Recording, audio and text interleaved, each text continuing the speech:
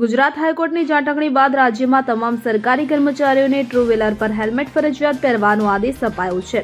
સચિવાલયના તમામ વિભાગ સહિત સરકારી અર્ધ સરકારી કચેરી, બોર્ડ નિગમ, સ્થાનિક સ્વરાજ્યની કચેરીઓ વગેરેમાં ટ્રુ વ્હીલર પર આવતા અધિકારીઓ અને કર્મચારીઓને પાછળ બેસનારી વ્યક્તિ માટે હેલ્મેટ ફરજિયાત છે। ત્યારે હવે રાજ્યની તમામ યુનિવર્સિટીના કર્મચારીઓ અને વિદ્યાર્થીઓ પણ ફરજિયાત હેલ્મેટ પહેરવાની રહેશે।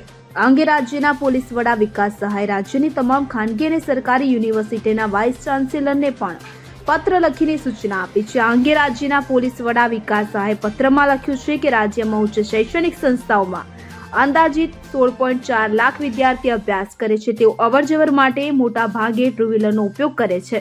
રાજ્યમાં વર્ષ 2023 દરમિયાન માર્ગ અકસ્માતમાં કુલ 7,854 લોકો મૃત્યુ પામ્યા હતા અને આ લોકોમાં મોટા ભાગે યુનિવર્સિટીઓમાં અભ્યાસ કરતા વિદ્યાર્થીઓ હતા।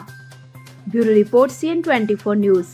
હવે જુઓ દેશ દુનિયાની તમામ ખબરો તમારી આંગળીના ટેરવે।